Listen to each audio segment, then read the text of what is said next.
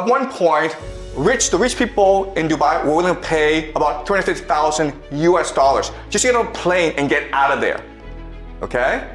Also trying to ignite a religious war.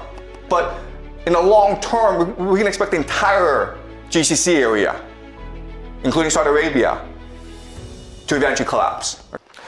Next, I want to show you this.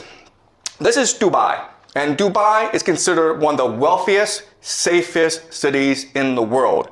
There are thousands, tens of thousands of Westerners who move to Dubai because it's clean, you don't pay any taxes, you make a lot of money, and there are great restaurants. And this is really the economic model of Dubai. It's one of the GCC countries, okay? The Gulf coastal countries. And for the longest time, Dubai had a really good deal because they were under the protection of the American military. So they didn't have to pay for defense. And then they were in the Middle East, which is the oil producing center of the world. And so they focus on aviation, they focus on logistics, they focus on finance, on tourism. They became extremely wealthy, right? I'm not sure if you've taken Emirates, one of the best airlines in the world. So their airport, Dubai Airport, is the busiest in the world. And Dubai, for the longest time, was flourishing under American protection.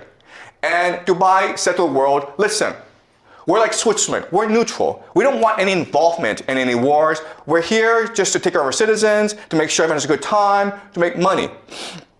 And then right after the war started, the Iranians attacked the GCC, okay? Dubai, Abu Dhabi, Bahrain, Qatar, Kuwait, they attacked these places. And these places were like, what's going on? We're neutral, man. We're not involved in this war.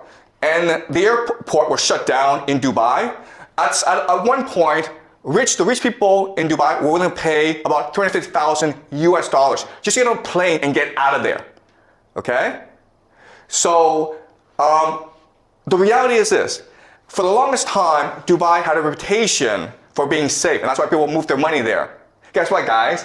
After what the Iranians did, it's dead. Dubai as a city, in the long term, it is dead. Because you're a wealthy Westerner, you're not going to move to a place where it could be attacked anytime by the Iranians. You might move to Singapore, you might move to Hong Kong, Japan, South America, but you're not moving to Dubai, okay? So the big question for us is, why do the Iranians do this? If it's really the Americans who attacked you, why go after the GCC? All right? And not only that, but they're escalating the attacks against the GCC. So this is something that we will look at very closely today.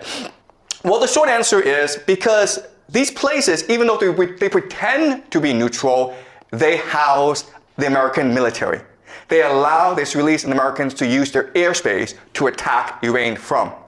All right? So this is Bahrain. Now, Bahrain is interesting, okay? Because I want you guys to remember this. But Bahrain will probably be one of the major centers of this conflict. Because, first of all, this is the American Fifth Fleet. All right? This is their naval base in the Middle East. And as you can see, the Iranians are attacking it with missiles. And it's being blown up. Bahrain is interesting because it has about 50% or even more, okay, Shia, which is the religion of the Iranians. But the people in charge are the Sunnis. And so what makes this strike really important from our perspective is, first of all, not only are the Iranians attacking US military assets, not only are they destroying the economies of the GCC, but they're also trying to ignite a religious war, right? Because you're Shia, you're loyal to the Ayatollah. And if he's dead, then you must, as a religious obligation, now commit jihad against your enemies. And it's no different in other religions where, listen, if you want to kill the Pope, the Catholics would be really angry at you and they would want to kill you, right? So now you have the Shia who will probably eventually arise, creating a revolution in Bahrain, okay? So I think Bahrain will be the first to fall. Dubai will probably go bankrupt, okay? But in the long term, we can expect the entire GCC area, including Saudi Arabia, to eventually collapse, okay?